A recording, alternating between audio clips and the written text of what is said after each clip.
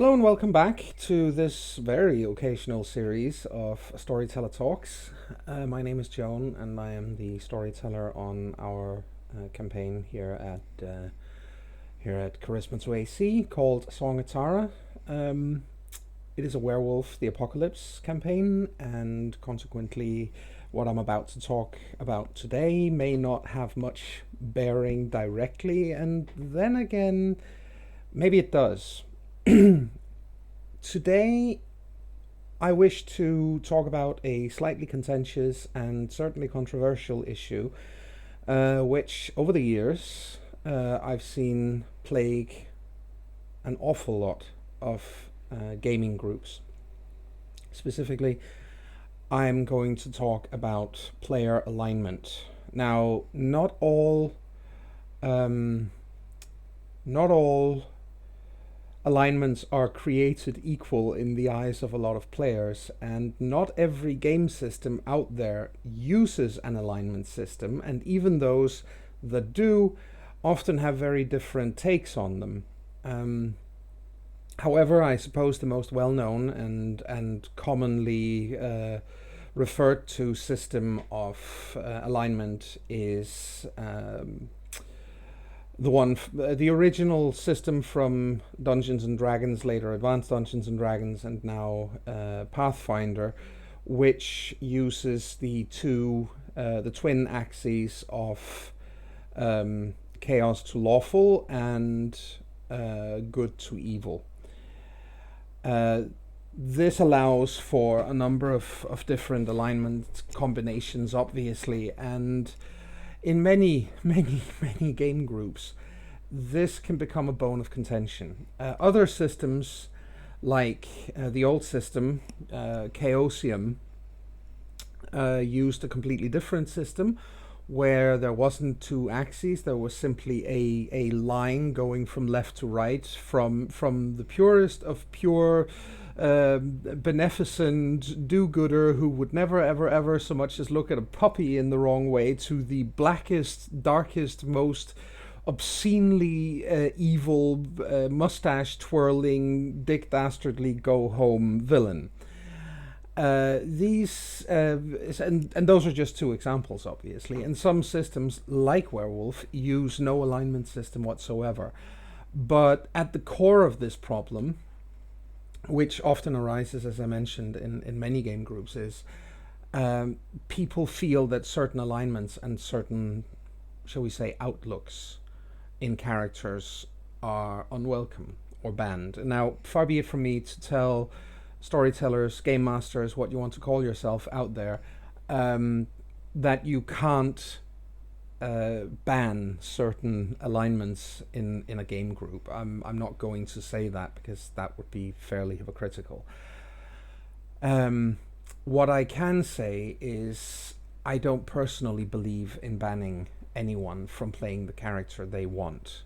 As the storyteller, in my opinion, again, my job is to create a story that fits the characters, and that goes for all of them. Now, will that lead to additional work and occasionally some very real problems if you have people who are more or less diametrically opposed in a group? Yes, certainly it will. But conflict, even conflict internally in a group, is, as far as I'm concerned, not something to be feared or shied away from.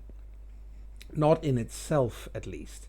It can lead to magnificent role-playing situations. It can certainly lead to players having long philosophical discussions about why player A's lawful good paladin, just to stay with that alignment system, strongly disagrees with the neutral evil fighter over there in the corner. And I don't personally see a problem with that. I think that putting unlikely allies together in a group and putting them in a situation where they have to cooperate for some, well, I hesitate to use the word greater good in this in this situation, but at least towards a common goal, can be a lot of fun. The trick, as far as I'm concerned, is to try to keep the characters working together, and that, of course, also places a lot of responsibility on the players in creating characters that are able to work with others. And consequently, my take on this is, don't ban specific alignments, ban characters that are disruptive, because if you do that, you may as well end up banning a, let's say, a chaotic good character from your game as you might end up banning a lawful evil character from your game. It's about whether the player wants to yeah, as I mentioned, disrupt the game. If it becomes a matter of willingly or otherwise constantly steering a campaign in a direction that you as the storyteller really isn't terribly interested in telling, you do have a right to influence your own story, believe it or not, or in a direction that the other players are clearly finding problematic or that they don't enjoy. And then you may have to make a choice there, and tell a player this character doesn't work, because that character is diminishing the fun for everyone else, yourself included. As I said, as a storyteller, it's your story, and consequently, you do have a right to influence where it is going. Obviously, so do the players.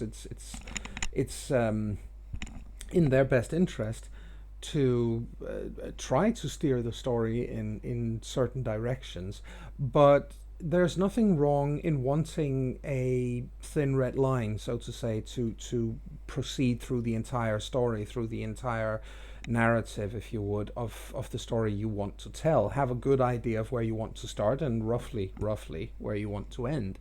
And then you can make adjustments along the way, and who knows, you may end up in a completely different place anyway.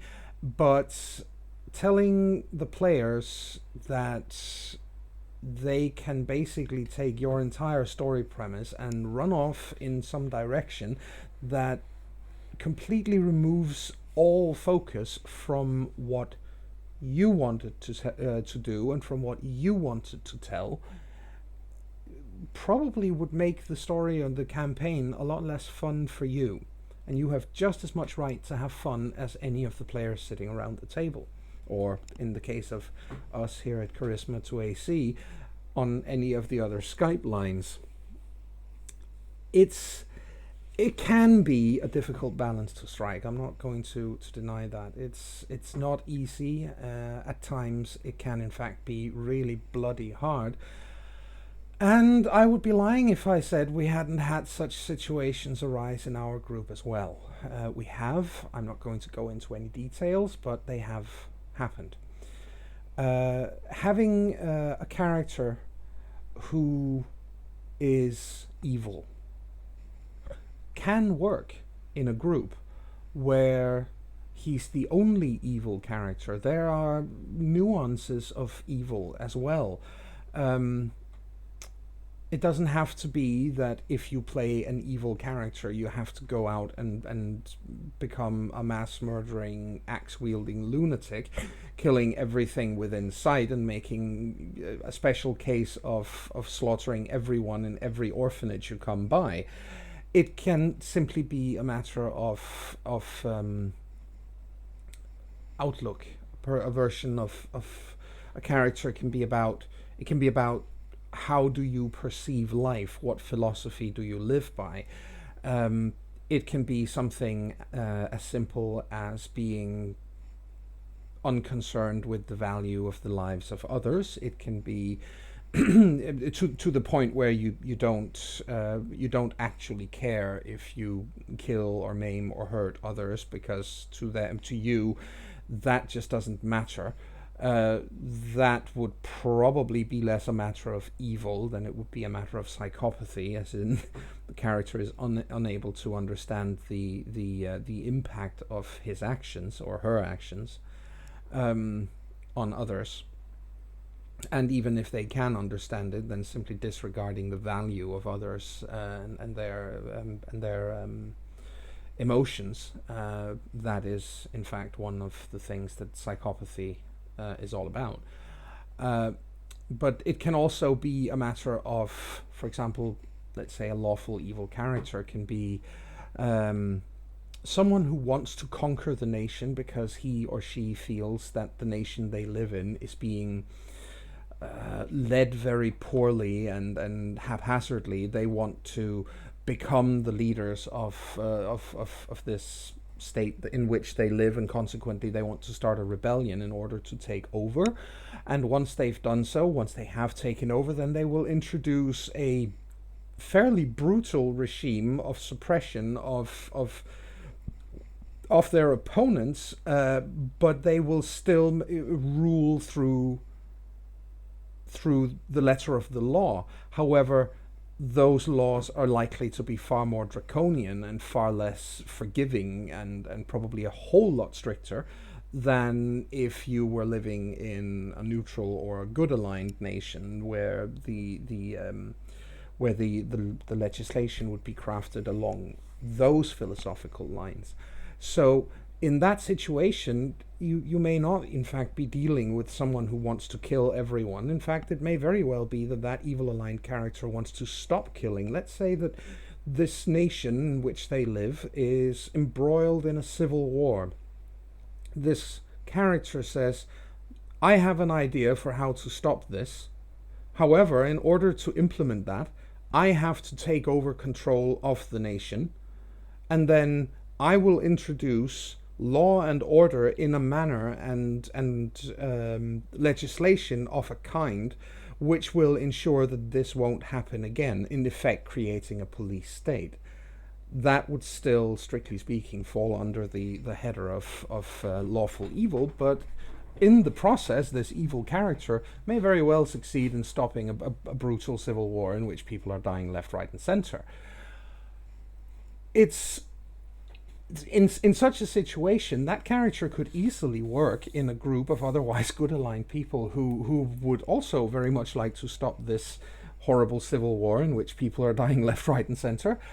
And in doing so, they simply have a different end goal in mind. That is not mutually exclusive. You can do that, and then there can, as I mentioned before, be a lot of dramatic and probably quite interesting discussions between the players along the way. Or the evil aligned character may feel that, oh, it's probably better if I don't tell all my friends here, or erstwhile allies, or whatever you want to call them, about my plans, because they would never agree with me, and right now I need their assistance in becoming the next caliph instead of the caliph in this nation, or the next king, or the next overlord, grand mucky muck, hoo ha, whatever. Then in a situation like that, the other players in the group may never actually even know that their comrade has nefarious and evil plans. They might never know that the character is in fact evil aligned. It can work in that situation. It often does. However, of course, even if you do this as a storyteller, in the end, you always maintain the right of veto. If things go off the rail, if the player in question goes completely off the deep end, and starts to set a tone for the story that is uncomfortable to you, to others, you always have the right, obviously, to go back to this player and say, listen, tone it down or make a new character or something, because the current format isn't working for me. And again, it's your game. You have the right to do that. Try to work it out, which would be my advice, if it's at all possible. Otherwise, things can fester to a point where, in the end, you're not going to be able to either continue the campaign, or you're not going to be able to play with a certain player anymore, or any number of things. And obviously that would be a crying shame if it ever comes to that's obviously the last thing anybody wants to see happen. That said, as I mentioned before, good aligned players can be disruptive as well. I've seen it. I've seen it happen that the more chaotic players, not necessarily as in chaotic the alignment, but players who have an overactive imagination, and I can't believe I just used that expression in a series about role playing, but let's take a classic Robin Hood type. Um, Robin Hood is sometimes held up as the ultimate example of a chaotic good character. I'm not sure I actually agree with that, but let's just let's just go with it for the sake of argument in this case. That a chaotic good character can force a campaign to go in a different direction than what you originally wanted as well, because they might want to employ means and methods that disrupt the campaign and the flow of it. If you have set out in advance to tell your players we're going to run a politically inclined campaign, we're going to run a campaign where that's a focus, and then you have this Robin Hood type who basically says, "Nope, I can't be bothered. You know what? I'm gonna pick up the nearest. I'm gonna pick up the nearest Glock 17 and blow the brains out of my political opponent because I really can't be bothered with his bullshit anymore." And suddenly the campaign has moved. I mean, I'm not saying that the character can't do that, and obviously they retain in the end, they retain the right to make decisions like that. But in doing so, they do also derail the campaign to a certain extent. You're going to probably find it quite difficult to return to the original feel of the campaign afterwards. And the problem in this is that while the player, as I said, obviously has the right to do this, and in order to influence the campaign in another direction, it it is uh, it is problematic if you, as the storyteller, in advance, has clearly laid out a framework. If you have basically said beforehand, this is a campaign which focuses on X, Y, and Z. Um, that's the campaign I would like to run. I would like to tell a story along those lines.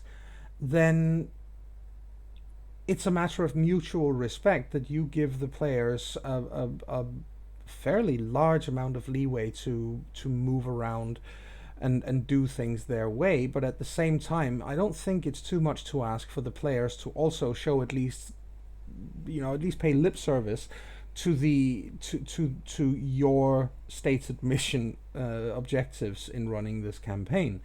You have a right to say, this is what I would like to do, and then the players, before the campaign even starts, will always have the right to say, you know what, not interested. That can be because of the system, the game system. I know several people who, even in this game group, who would probably rather swallow strychnine in large doses than ever sit down and play a science fiction game. I know of other players who would rather sit through a marathon of Ed Wood movies than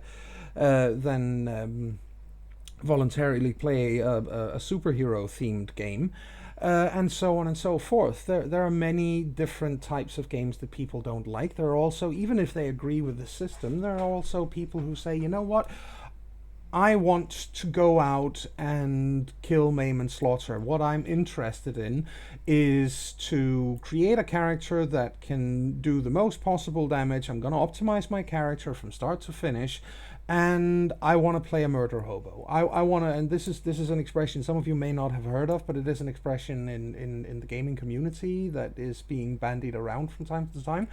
It's often used in a denigrating fashion, that basically if you're playing a murder hobo, you're a bad role player. I don't necessarily think that's the case, so long as that character fits the campaign.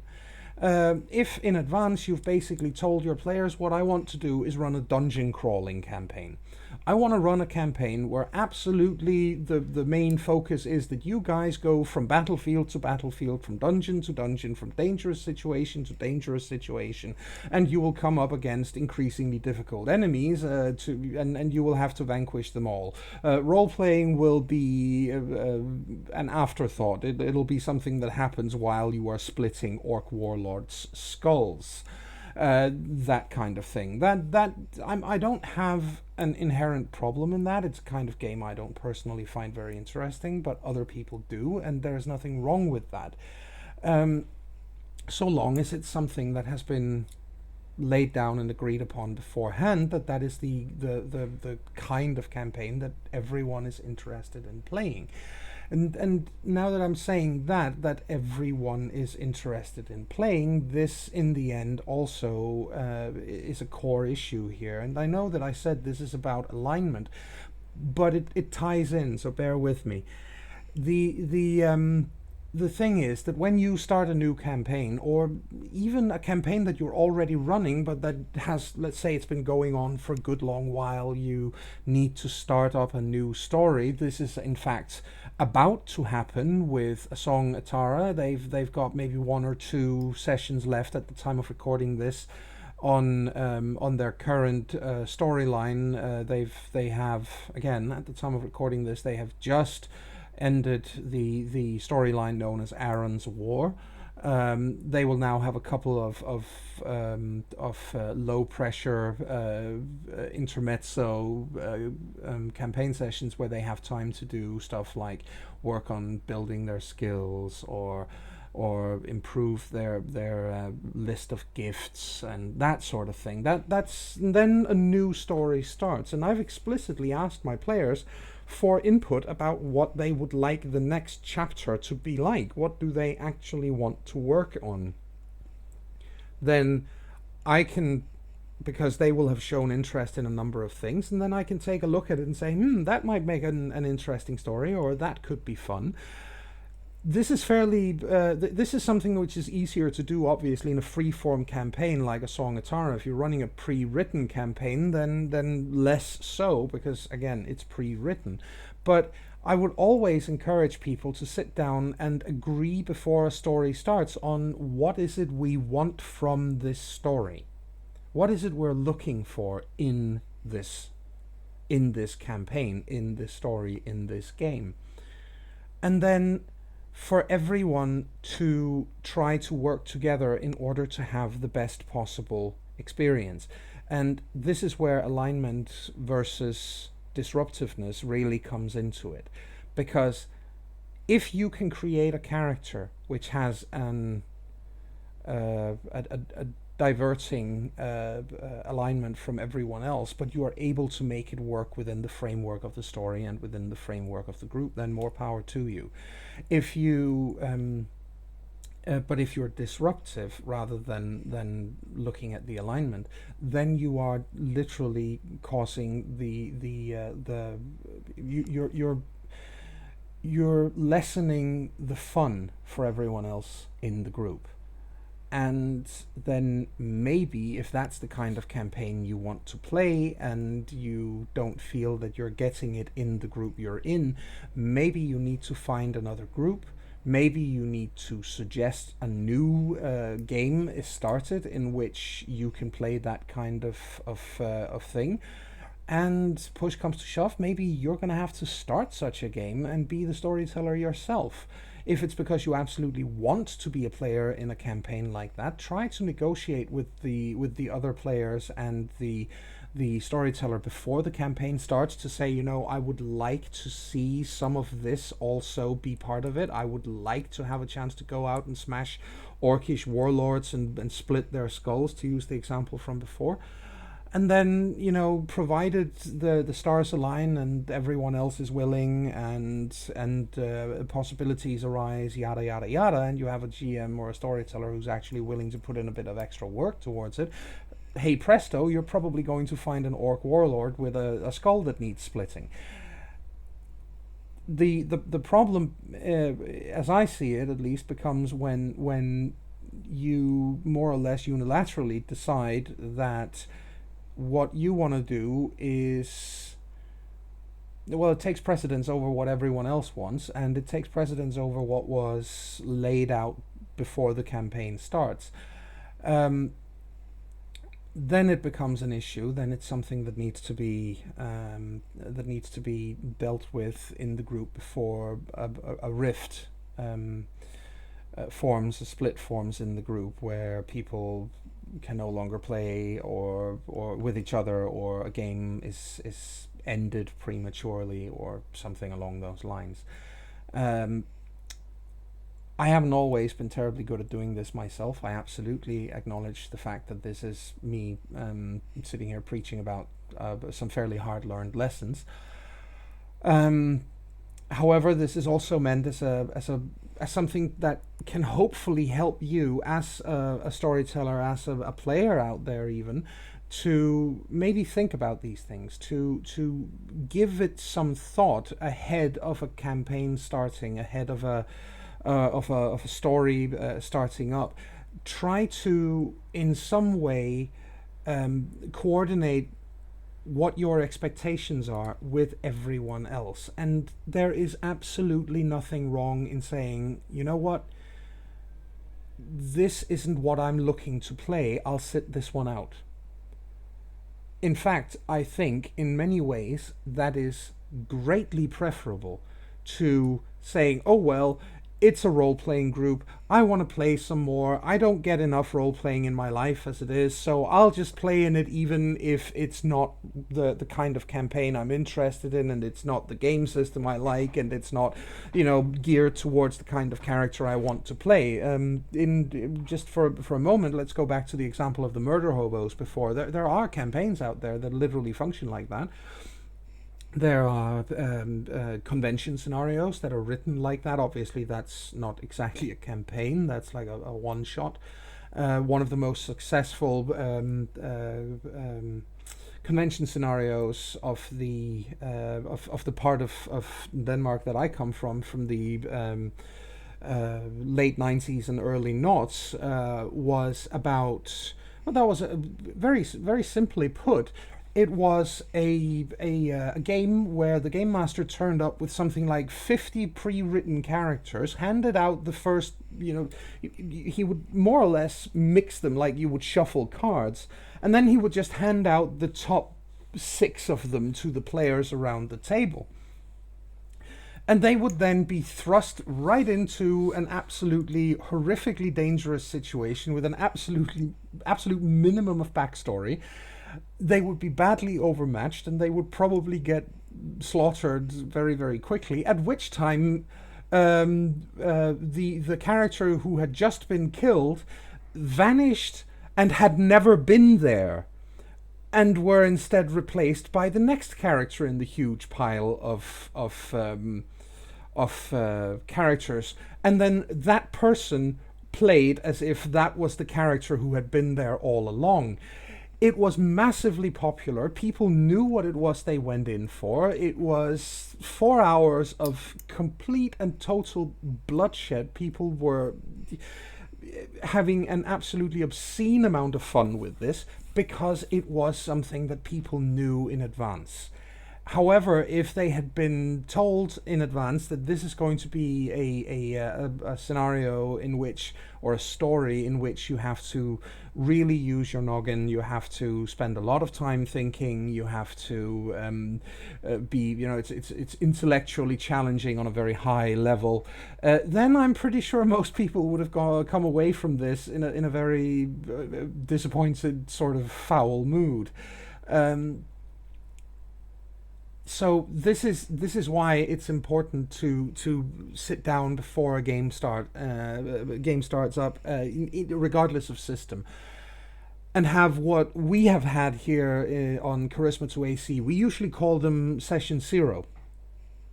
You can see them on both the campaigns that we're currently uploading.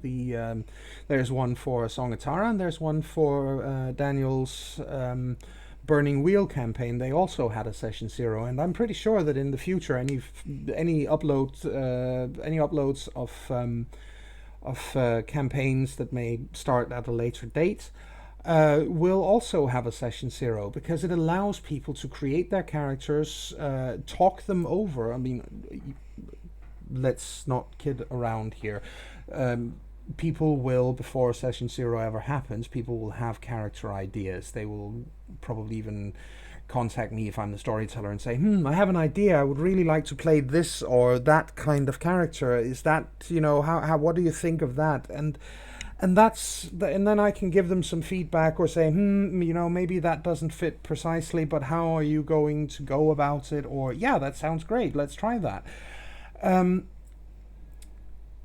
And in that situation, obviously, I'm not saying, I don't think that's going to fit because I'm being a coward about it. I'm doing so because I genuinely want to optimize the amount of fun the player has as well. And if they are going to play a character who's going to be pretty much sidelined for most of the campaign because that's not what the campaign is geared towards, they're going to be pretty bored. So in that situation, it's also part of my job, if you would, to say to that player, try and tweak it, or no, that's not a good idea, and maybe I can help you come up with something that will work, or do you need feedback, or do you need input, or something.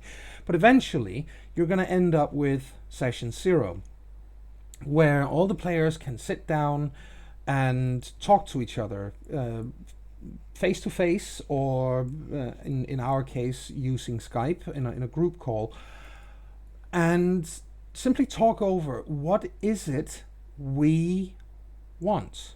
What is it? What character am I making? And then everyone else will have a fairly good idea about what character they are going to be playing with. There's a very long-running trope in role-playing that says that the classical opening for any role-playing game is you are all sitting in a tavern. And words fail me as to how many times I've been subjected to that, and sadly words fail me in how many times I've started a game like that, because it's such a convenient way of throwing 4, 5, 6, however many characters together who don't know each other beforehand. Oh yeah, they're sitting in a tavern or an inn or pub or what the fuck ever, and having a bevy or something, and then they're suddenly in storms a ragged person shouting, the dragons are coming, the dragons are coming, and lo and behold, there you have it.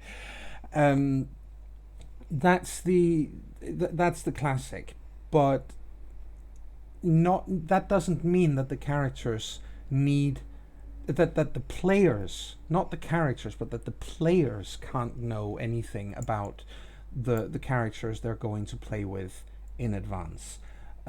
For example, if you want to encourage some tense and conflicts driven RP internally in the group, which can be a lot of fun, I'll admit that, then you can find out in advance, my character has this or that personal belief, or lives by this or that creed or whatever, and that's going to fly right in the face of that character over there. And then you have a chance to talk to your fellow player in advance and say, are you okay with this? Is this is this going to be all right with you, that we bonk heads once in a while in character, and then we might have some discussions or debates? If the other player says, yeah, sure, that's going to be fun, then hey, go ahead and do it. If the other player says, you know what, I'm not really keen on having a bad relationship with the other characters in my group, then you can work together in common to try and maybe tweak your characters and see if you can't come up with something where that isn't going to happen. Again, it's about everyone having fun. And alignment-wise, alignment shouldn't be the thing that determines whether people have fun or not. Somebody told me not too long ago, you don't get to decide what I think is fun. I was fairly hurt by that statement, because I never ever want to tell people what is an acceptable way of having fun. However, I do, as a group, have a responsibility to make it fun for everyone, and that does in fact include myself as a player and as a storyteller. And occasionally, something just doesn't work, and when that happens, know how to deal with it. Don't let it fester. As I said, I am absolutely guilty of having done that in the past. I regret it, because it can disrupt more than any character ever could. It can disrupt so much that games stop. In the absolute worst situations, it can disrupt to a level where friendships end. I haven't had that happen, at least not for a very, very long time, but I'd be lying if I said I hadn't had it happen to me many years ago, something like 20 years ago. I did lose several friends over the course of a single weekend over because of a significant disagreement on the issue of a game. And I mean, no game in the world is worth risking a friendship over. Not for all the tea in China. There simply is no game in the world that is where that is an acceptable price to pay. Consequently, just to keep the whole thing, or move back towards the alignment thing in advance, make sure that, let's say you are a storyteller, you are a game master, you're going to run a game or a campaign in Pathfinder, because hey, it's a popular game system these days, and for good reason. It's the D20 system done right. So you're going to run a campaign. It may be a pre-written campaign, it may be one you've cooked up yourself. That in this situation is less important. But a player comes to you beforehand and says, "You know what? I have an idea. I want to play. I want to play a. I want to play a rogue. Just take any class. I want to play a rogue, and I want that rogue to be evil aligned. I want that rogue to actually be a really nasty piece of work instead of the thief with a heart of gold." Then, if the player does that beforehand, I've seen this too often. Many storytellers, many game masters will simply clamp down and say, "No, it's not going to happen. I do not allow evil aligned characters in my groups." Again, everyone has a right to do that. I just think it's an unfortunate way of dealing with it, because the better option, in my opinion, would be to say, "Okay, that's all right. You should realize you're probably going to be the only evil aligned character in the group, if that is in fact the case.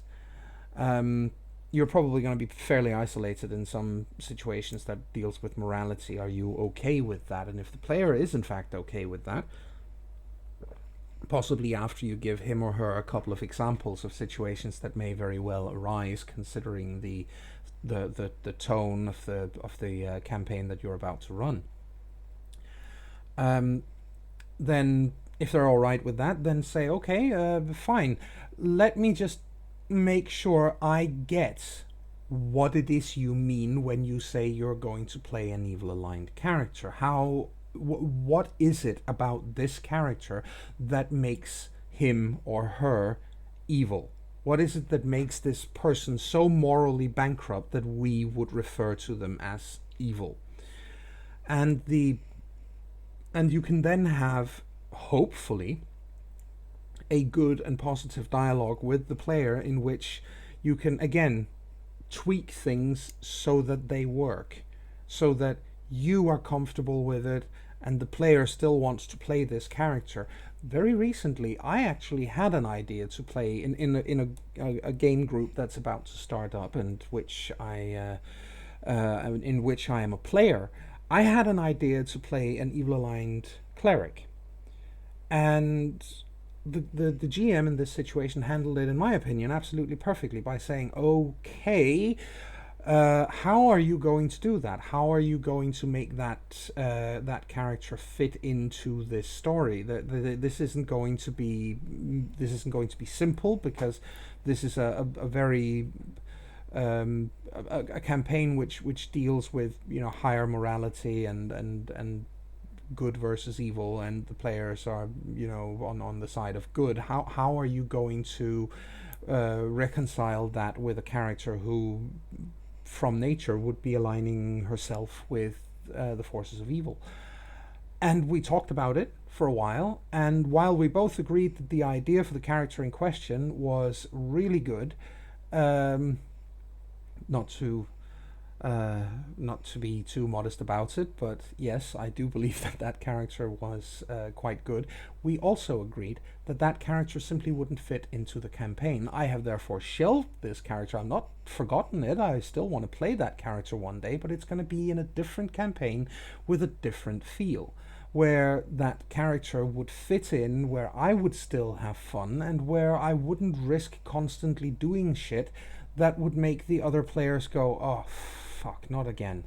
If that happens in character, it's one thing, but the moment players start saying that or start feeling that way out of character towards one of their fellow players, there's a real issue and it needs to be dealt with immediately.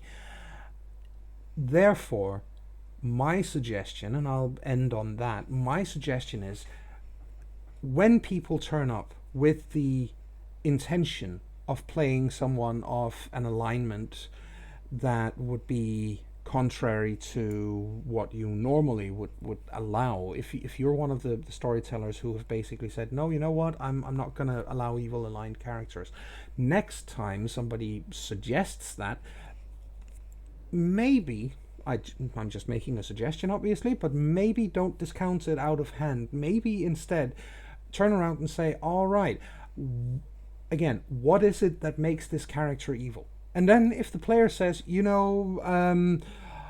this character is evil because for them, everything in life is about collecting wealth at any cost and never sharing it with anyone else, and this character would steal the bread out of the mouth of an orphan because for them it's all about me, me, and my wealth and nobody else's.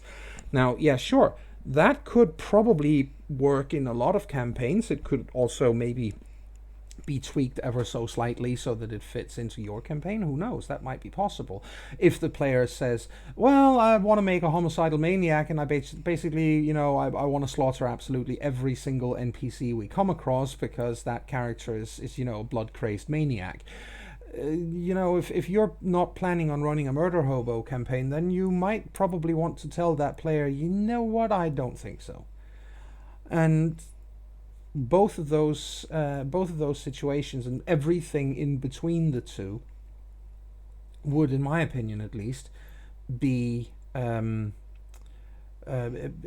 would be valid ways of handling the situation. But I would personally prefer, in most situations, to try to find a way of making things work. And if they then turn out as part of the game to not work anyway, that's an entirely different situation. Then you're going to have to take another talk with the player and say, you know what, I feel that this isn't working anyway. Is there something we can do to make it work? It's difficult. I realize that a lot of GMs out there are trying to shield themselves from ever having to have that kind of awkward and often uncomfortable conversation with a player who is, let's face it, quite often a friend. And therefore, this is one of the reasons why a lot of people say in advance, no, I don't want to have evil characters in my party because I don't want to have to deal with the moral the moral fallout of that, and I certainly don't want to have that uncomfortable conversation with you down the line where I say, okay, we tried and it didn't work. However, role-playing is about having fun, but it's also about learning and growing, at least in my opinion. It's about developing one's imagination. It's about telling a good story. And if you tell the same story with the same cast of characters over and over and over again, it tends to become stale.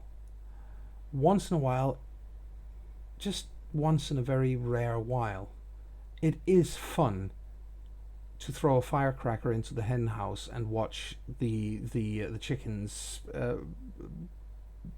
fly off a handle, quite frankly.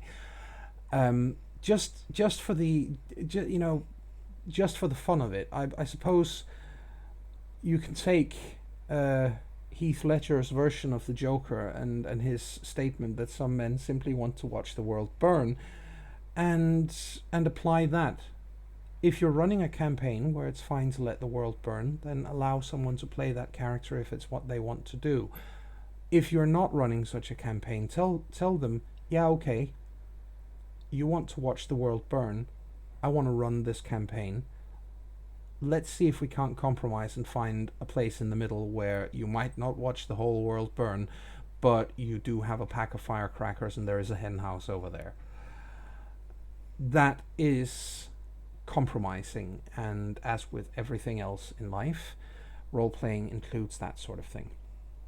So, in absolute closing, my suggestion is don't exclude characters based on their alignment, exclude characters based on whether they will work within the framework of the story, and exclude characters based on whether they will work within the structure of the group of players. Because again, it's not about the individual having fun when you're running a role-playing game. It's about everyone having fun together. That's all I have to say about alignment, at least for now. I might revisit the topic later. By all means, leave a comment below if you've got different opinions. Be nice about it. There's no reason to throw mud or fecal matter around here. But I'd be interested if you have a different opinion. Hell, I'd even be interested if you agree with me. But for now, that's me signing off and saying thank you for listening, and please follow us here on Charismatoac. Subscribe if you don't already do so. We are trying to increase our viewership, obviously, and we hope you are going to be a regular visitor. Ta for now.